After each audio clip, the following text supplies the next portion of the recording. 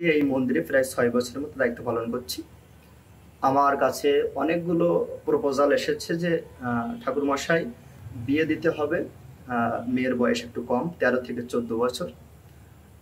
আমি স্পষ্ট করে বলে দিয়েছি যে ১৮ বছর না হলে আমাদের মন্দিরের সভাপতি বাবু গৌর দত্ত এবং সেক্রেটারি ভৈরব কর্মকার আমাদেরকে বিশেষভাবে অনুরোধ করেছে যে কোনো অল্প বয়সে কোনো মেয়েকে বিবাহ দেবে না।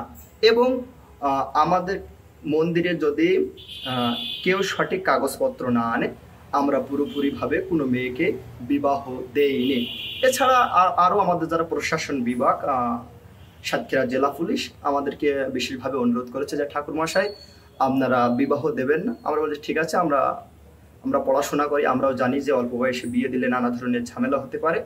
এই জন্য যারা সঠিক কাগজপত্র দেয় শুধুমাত্র তাদেরকে আমরা এখানে বিবাহ দেই, এছাড়া কোনো প্রকার আমরা অল্প বয়সের কোনো মেয়েকে বিবাহ দেইনি। পুরোহিত মানে পরের যে হিত কামনা করে। আমরা প্রত্যেকটা বিষয় মানুষকে বলে যে তুমি এভাবে চলো, এভাবে চললে ভালো হবে, এই পথে গেলে ভালো হবে, তাদেরকে বিভিন্ন উপদেশমূলক কথা বলে থাকি। এছাড়া বাল্যবিবাহের ক্ষেত্রে এখন আমাদের সমাজ অনেক সুন্দর এবং পারিপার্শ্বিক অবস্থা অনেক সুন্দর হয়েছে। যেমন এখন এই বাল্যবিবাহ অনেকটা কমে গিয়েছে।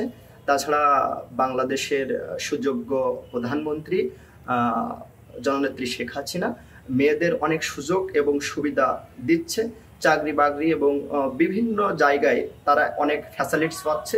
এই কারণে মেয়েরা আগের চেয়ে এখন শিক্ষা এবং দীক্ষার ক্ষেত্রে এগিয়ে যাচ্ছে, যা দেশকে সমৃদ্ধ করবে এবং দেশকে একটা উন্নত পর্যায়ে নিয়ে যাবে বলে আমি মনে করি।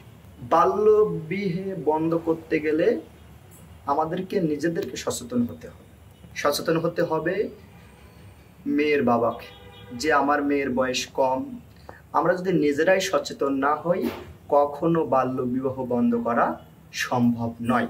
কারণ আমি যদি মনে করি যে আমি চুরি করে আমার মেয়েকে বিবাহ দেবো অন্য ছেলের সাথে, সে পুরোহিতর দরকার নেই বা সমাজের গণ্যমান্য ব্যক্তির দরকার নেই, এই মেয়ের বয়স হয়ে যাচ্ছে বিয়ে দিয়ে দাও।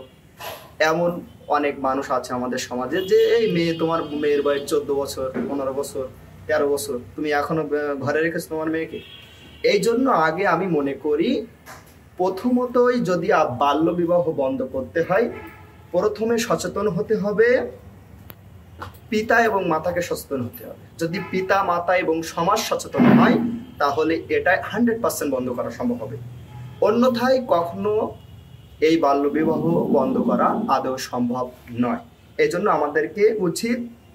আমাদের উচিত বাবা মাকে অবশ্যই সচেতন হতে হবে।